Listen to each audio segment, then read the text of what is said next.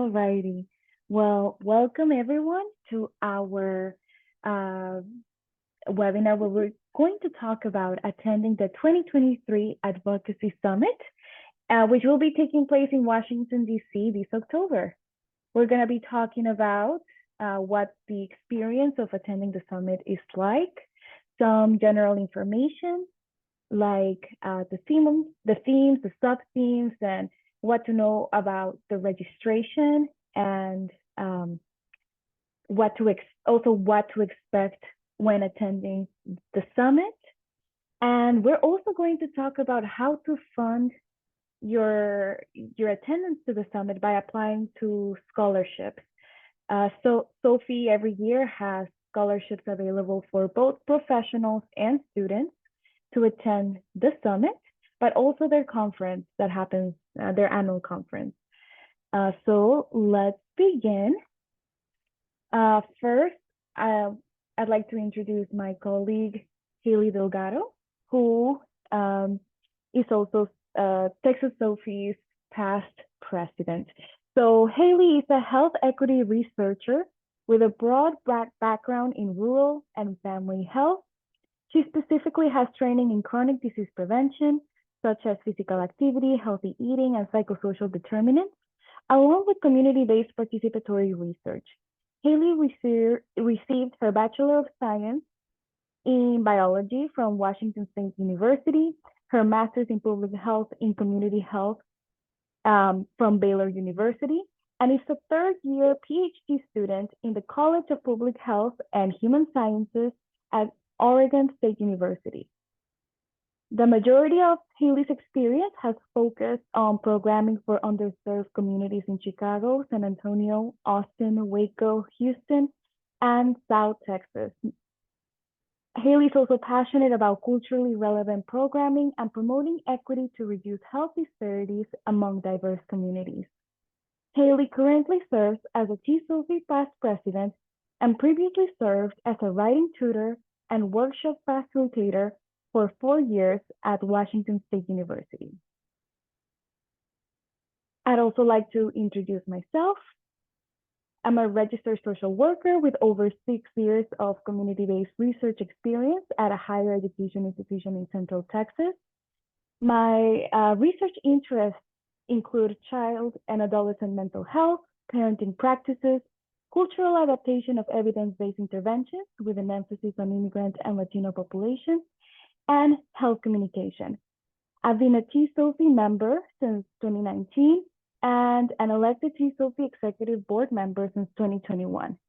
I'm currently serving as Texas SOPHE's national delegate and communication committee chair,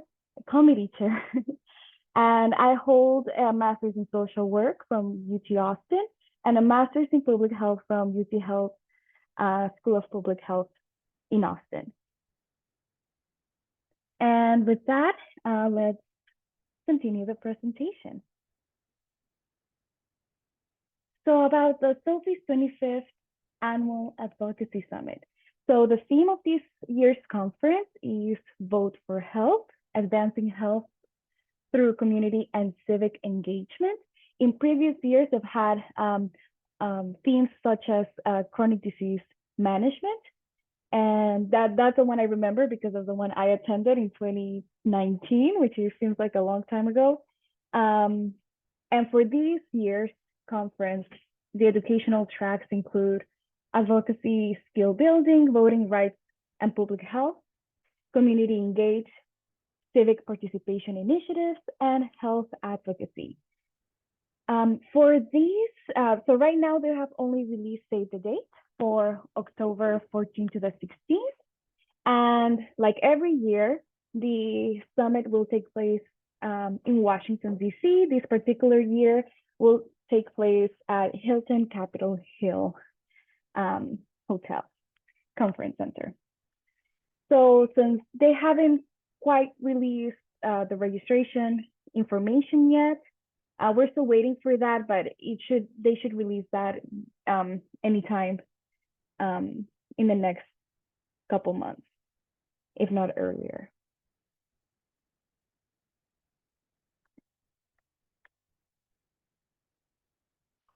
So although they haven't opened up registration, they do have a call for abstracts, and the deadlines for the abstracts are in July and in August.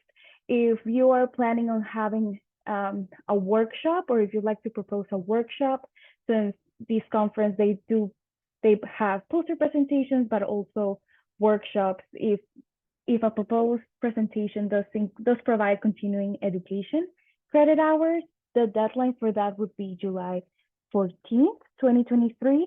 Whereas if your presentation does not include any continuing education credit hours, the deadline would be August 1st.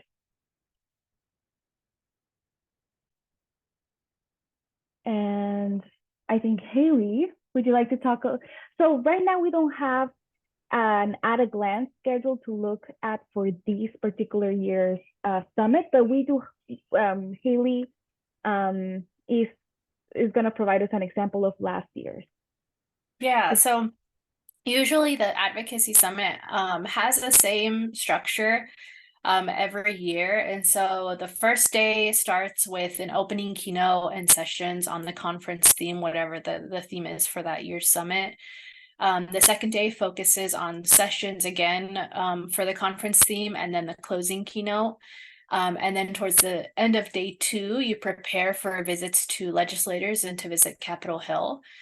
And then the third day and the final day of the summit is actually going to visit legislators that are specific to your state. So when you register for the Advocacy Summit, the address that you use to register for the summit is what they'll use to assign you to specific legislators. And so you do have to get a specific clearance, to visit with legislators and go into their offices. And that takes time. And so usually what they'll do is they'll take that registration information and schedule meetings with legislators. And depending on their schedules, they may or may not be present when you go to visit them. But the whole purpose of, the Advocacy Summit, at least for these 2 days, is to get informed and attend sessions about that year's theme, and then prepare to visit with legislators and talk to them about some of the issues that you learned about and that you're also experiencing in your own research and your own work. But generally, that's the format for the Advocacy Summit. Were you going to add something, Eva? Yeah. So it's really like 2 days of learning about a particular issue and about the policies or proposed policies around that issue. And when I went in 2019, going to the Capitol Hill visits was an incredible experience. Really puts you out there. It's really incredible, and it's really like 2 days of prepping you to go and advocate. So I really like that practice-oriented, conference. Yeah, no, I agree. And I think that a lot of the times, public health, at least in recent years, has been, politicized. And when we think of advocacy, I think like as researchers and as students, we're kind of like, well, how can, we do something meaningful with the work that we're doing and kind of take it to the next step, right? And I think that the Advocacy Summit does a great job of informing, you about that process and really providing evidence-based resources. Like they introduce you to policy briefs and what those look like, and how you can use those resources to engage in meaningful conversations with legislators. I had no previous, I still have, I would say, minimal experience on anything related to policy, other than policies that specifically affect, the research that I'm doing. But I had no previous experience related to policy. And I think I was definitely hesitant about that. Like, how am I going to go and, to DC and go to these legislators' office and talk to them about a health issue that might not even be, close to what I'm researching or what I'm interested in. Um, and so I think that they do a really good job of making sure you feel prepared and that you Hmm. have the resources to be able to go to their offices and have conversations with them. That's right. It's again an incredible experience. And after going to their offices, writing an email to your representative doesn't seem as as spooky. I don't know. Yeah, no, Anyway, I agree. I agree. And I think what's really cool too about this 2 day or this 3 day experience is that you're paired with students and other professionals um from your state. So you get to network and connect with other individuals that are also attending right. the advocacy summit that might not necessarily be tied to SOPHE, for example. They might be practitioners or be medical doctors, and they're there learning about policy and advocacy with you. So you get paired up with them. Sometimes you go to the same legislators as them, and prepare for these conversations and these speeches that you have with the legislators together. So it's not just you showing up to someone's office. Right. Well, in my case, that was my case. I did go to the legislator's office by myself just because of where I was zoned. Um, but yeah, hopefully you get paired Yeah. with somebody else from your state. Yeah, Um, and I think that's also why we wanted to open up and have this webinar in the first place, because we really want to try and increase, the amount of people that are attending the Advocacy Summit from Texas, right. Hmm. especially as a health education, organization. I think it's important to have that. But so this is what the schedule at a glance looked like for last year's Advocacy Summit. So you can see October 22nd, the day starts off with welcome and opening remarks with the CEO from the National SOPHE organization. It then goes into the opening keynote, and then you have these sessions for the Advocacy Summit. And so these sessions, you can submit an abstract, like Emma mentioned, for an oral presentation or a poster presentation. And so you'll be put into, these different tracks. Um, and that's what will make up a lot of the agenda for the Advocacy Summit. So that is what the sessions usually focus on during day 1 and day 2. And then you have the closing comments and preparing for day 2. Then day 2, you have a welcome from National SOPHE, a plenary session on, what advocacy is, meeting researchers that focus on advocacy and the work that they're doing, and then another concurrent session for day 2 of the summit. And then you have a closing keynote, who last year it was Dr. Powell from Johns Hopkins Bloomberg School of Public Health. And then day 3, you can see you meet in the Hilton Capitol Hill lobby, and then you walk to the Capitol.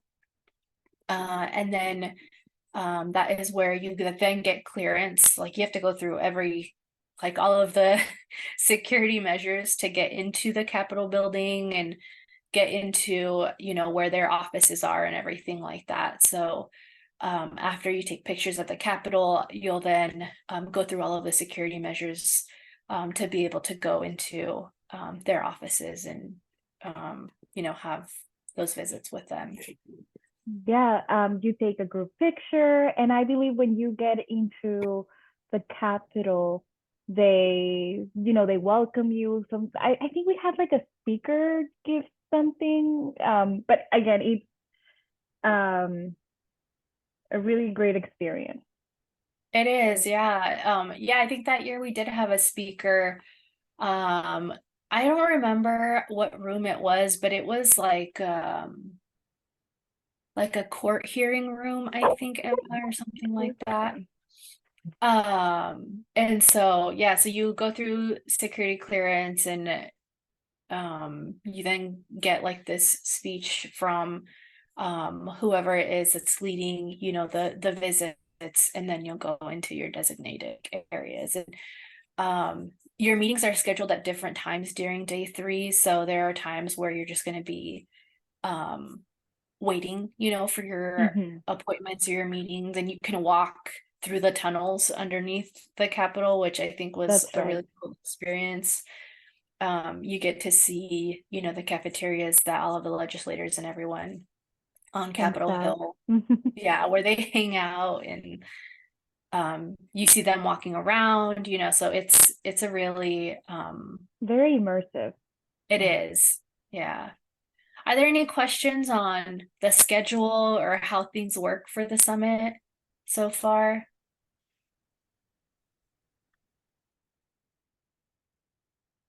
No?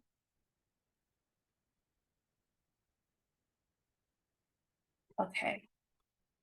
Let's go ahead and move forward. Alrighty. Um, okay, so let's talk about scholarships. How can you fund your attendance to the summit this year? So for scholarships, scholarships for both students and professionals are due on June 30th. So just keep that in mind. It's in a week and a half from now. So scholarships for students. So this award is up to $1,500, and that funding can be used for travel, for meals, for accommodations. It can be used for anything that supports your attendance to the summit, and while you're attending the summit. There is an expectation that you do volunteer for 1 year, so they may invite you to join a task force or a committee for SOPHE. So that's just one thing which can be a great experience. You really get to be part of SOPHE and the different projects that they have ongoing throughout the year. Now, to be eligible for the 21st Century Student Scholarship, and I will post the link in a second, you need to be a full-time student, either undergraduate or graduate student, in a health education or public health related major. One important part of the eligibility and application process is that you need to have sponsorship or be sponsored by a faculty member in your program or major. And what would really happen is that you have to fill out a form. Well, your sponsor has to fill out a form where they talk about the students' um, program, major, how they're doing with their grades, and their involvement in research or practice or an internship. So if you are a student and thinking about applying for these scholarship, do identify a faculty member in your major or program, potentially a faculty member that knows you a little bit more or that knows you well, and work with them through the form. Also, in addition to being a full-time student and be sponsored by a faculty member in your program, you need to have a SOPHE or a SOPHE chapter membership to be eligible. Doesn't have to be both, but either one. Now, for the application process for the scholarship for students, again, you're going to, I'm going to post the link in a second, but basically it will take you to an application platform where you just submit all your documents. Proof of membership is important of either your chapter or national SOPHE membership. A copy of your unofficial transcript is necessary, as well as a completed faculty sponsorship form. Additionally, they do ask for a one-page personal statement where the student would describe their interests and how their interests match with this year's Advocacy Summit themes or sub-themes. And to also, in your personal statement, they also ask to describe your involvement with any research or practice internship experiences having to do with public health or health education, and also your involvement with the national or state chapter of SOPHE, if any. And finally, it just asks you to describe a little bit about how you will share information gained at the summit. So these are, so Again, you just need proof of membership, your own official transcript, that form that you fill out with your faculty sponsor, and a one-page personal statement.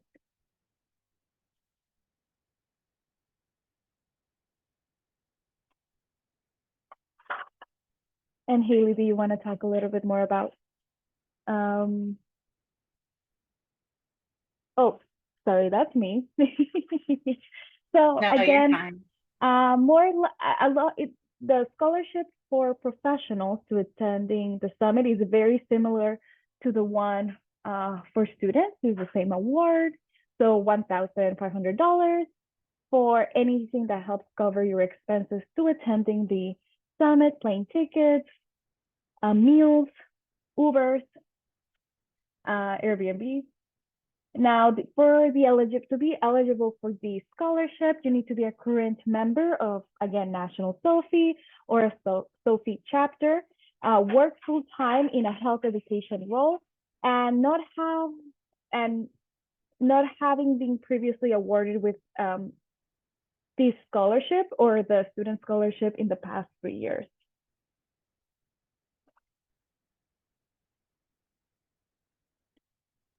So in terms of the application, the scholarship application, like Eva mentioned, you have to have the proof of membership, your resume or your CV, a letter of recommendation or your recommendation form, and then a one-page personal statement.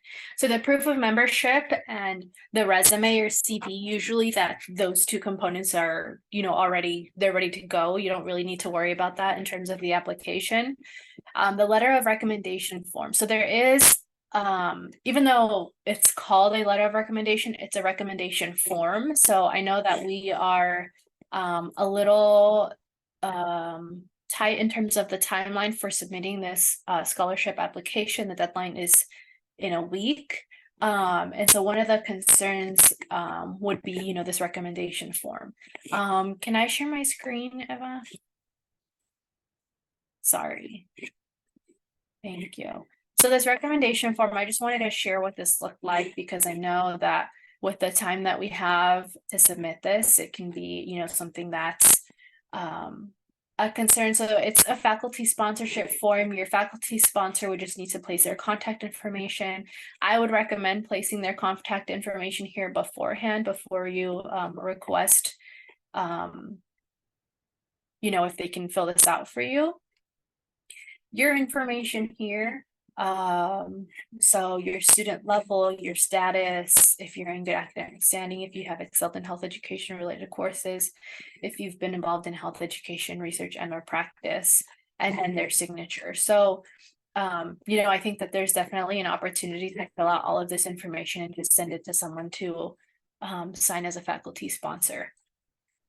So it isn't necessarily like a letter of recommendation. It's more of a recommendation form, which usually takes less time than a letter of recommendation. Okay, Eva, can you reshare the screen, please? Thank you. And then the last component, there you go. The last component is a one-page personal statement. And so in that personal statement, you need to include how you will apply what you've learned at the conference or summit, how you will share the information to members of your chapter, if it's, your community of practice, forums, a university, non-governmental organization, agency, or work program. Online on the website, it does say, it asks for you to describe, let me see. It does ask for you to describe how your interests match the themes and or sub-themes for the conference or summit. And so we are going to work through what this looks like. So for the scholarship, if that one-page recommendation, right, or that one-page requirement for the personal statement, it could be outlined. And I was awarded the 21st Century Scholarship. I want to say, was it in 2019, Eva? I think it was in 2019. Yeah. Okay, yeah, in 2019.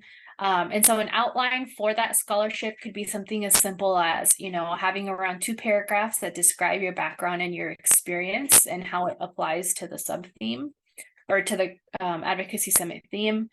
Then describe your relationship with SOPHE and or your school affiliation, where this is where you would emphasize sharing information to members of your chapter or members or students at your institution or your organization.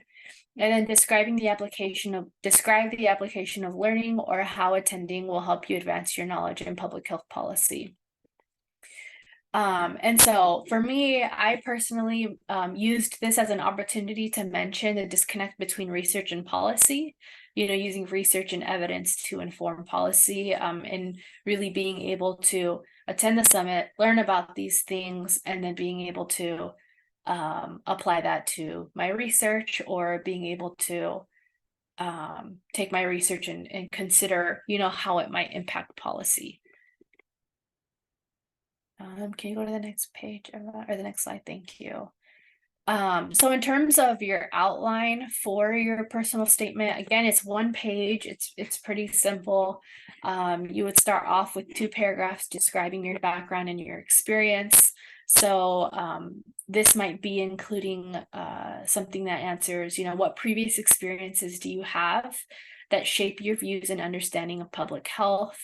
It could be, previous research experience, previous work experience, previous life experience that's relevant to this year's theme, which is, do we know this year's theme, Emma? I'm not sure if you mentioned that.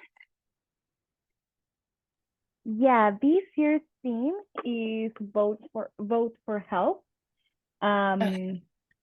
And I cannot remember the slogan.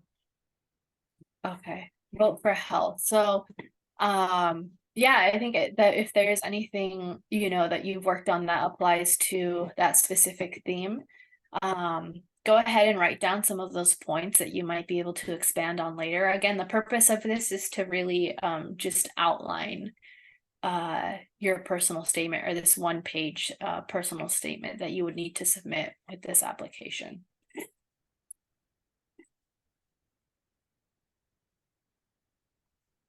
So go ahead and take a few minutes to do that.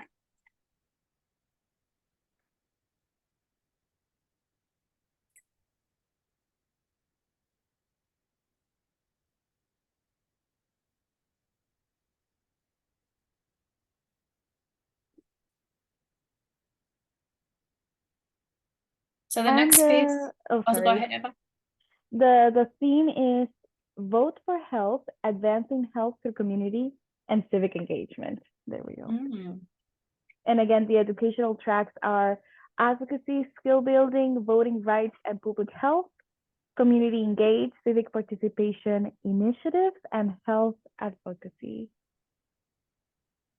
Thank you, Eva. So the next portion of your outline or of your personal statement, do you want to go to the next slide? Thank you. Is to describe your relationship with SOPHE and or your school affiliation. Where would you emphasize sharing information? Where you would emphasize sharing information to members of your chapter or the university, the institution you're attending.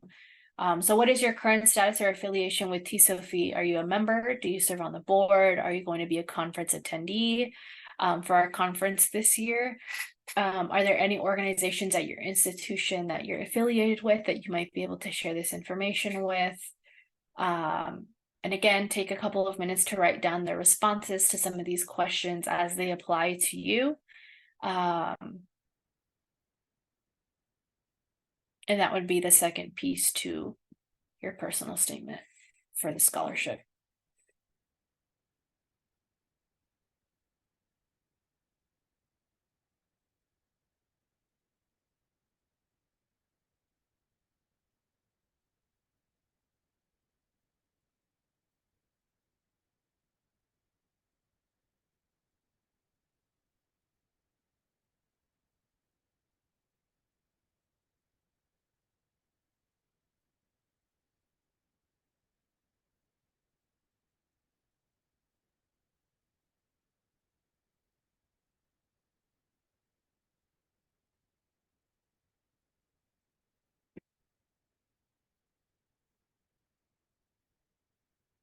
And then last but not least, if you go to the next slide.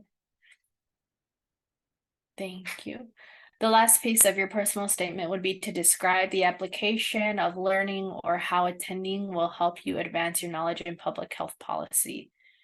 So again, I used a personal example, and I mentioned the disconnect between research and policy, and the importance of using research to inform policy.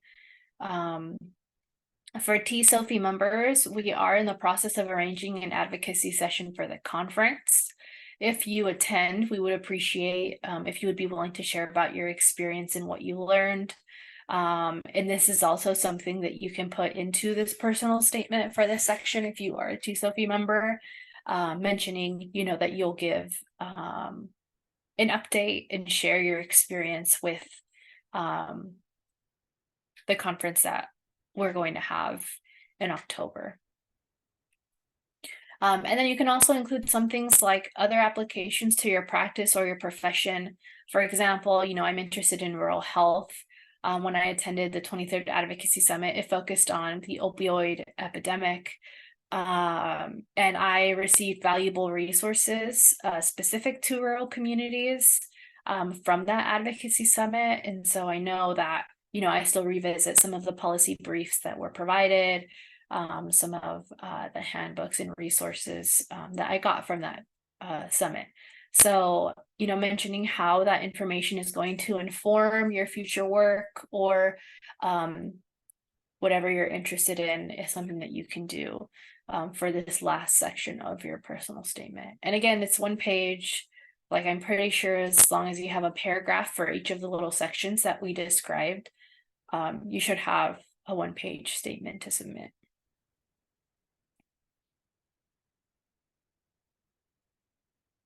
So go ahead and take a few minutes to write your responses down, some of the ideas or bullet points that you might want to include for your personal statement. Thank you, Haley, for the tips on how to structure the personal statement for practitioners to apply for the scholarship, the 21st Century Health Education Practice Scholarship. One of the things that you mentioned is that if you were to write these statements and you are a TSOPHE member and you wanted to describe how you're active as a TSOPHE member, you can, if you're planning to, you can mention that you're going to the 2-hour conference this October, the 27th through the 28th. Is 2 days of learning about building community health through collective approaches. It will take place in Austin, Texas, and you can get your early bird registration tickets right now through August 31st. If you're a member and if you're a student or if you're a retired professional, a ticket is $40 per person.